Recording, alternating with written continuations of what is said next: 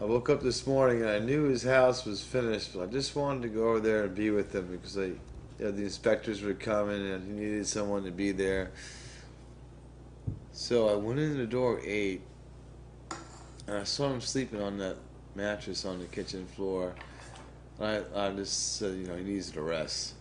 I tippy-toed out the door, locked it up tight so nobody can get in there and hurt him, and just went and met my friend Brian over at the emergency communities and talked with them and said, well, I better get back over there. Came back in the door. I said, well, I gotta wake him now. And I just couldn't wake him up. He just didn't want to get up. It was cold. And then I realized that he was gone, and I just couldn't believe it, And we worked so hard to get him back in his house. All these great people helped him, and he had just got a bunch of thank you cards dropped off that he wanted to write out to everybody to say thank you for helping him. And we talked about at least about 30 minutes when I left him yesterday, and he had said, that we were his angels, and he wanted to thank us all for what we did for him. And I kept on telling him, hey, there's a nursing home getting built down the block, and you're going to have some nice old elderly people you can go over and visit and talk with and have meals with. And, the nice guy next door is going to fix up, and he's a good man. And, yeah, you're going to have good neighbors that take care of you, and everything's going to be good, And he said, I'm just tired, son. When this house is done, I'm going to hang it up. I'm going to give all my tools up. And I'm going to, take a rest. I told him, you deserve it. And he thanked me again, and that was it, And then I sat with him. I found him about 9 o'clock this morning.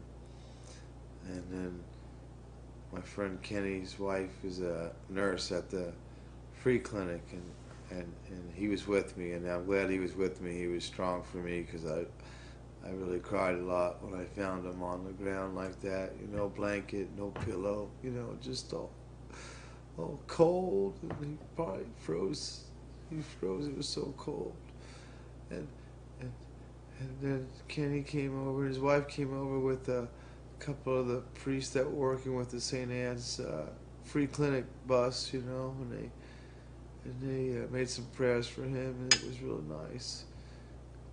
And we called the police, and then they came. And it took till 4 o'clock for the coroner to finally come and take him away. I sat with him till 4 o'clock. All I could say with him was thank you so much for letting me help you. I was so honored to be with such a good man, and help him fix his home, give him a place to rest, and it's 5 o'clock, the phone rang, and it was the coroner, and they wanted to know where the body was, and I said, oh God, please help me, I can't even find the body. I said, they took him out at 4 o'clock. I don't know where they took him. I hope they took him to you. His family's on the way tomorrow. Social workers lost. FEMA could have gave him 3 more days in the trailer, and that probably would have saved his life. Electricity was going to be turned on maybe tomorrow. Gas maybe the next day. And he could have been there safe and warm. But you all folks let him down. And people like me and Brian, small people with no funding, are the ones that were here for him. You guys in the brand new FEMA trucks dropped him off on the curb and let us take care of him. And it didn't work. You didn't even give him a blanket. You didn't give that old man a blanket or a pillow. You just left him there. And now look what happened. I don't know what else to say. I think FEMA. That pretty much says it all. I think FEMA killed him. It stressed him out. His last words to me was, "It took too long," and it took me 5 weeks and $4,000 of donated money from personal individuals from this country that care about people to put this man back in his home. Why can't the government do that? How come they spend $60,000 on buying FEMA trailers for him to stay in and get formaldehyde poisoning?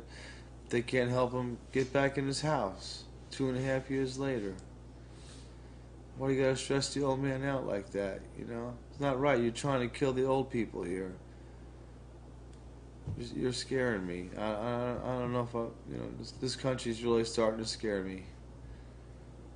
Why is there no social workers checking on these people? They're elderly. You're leaving it for all the non-profits to do it. It's not right.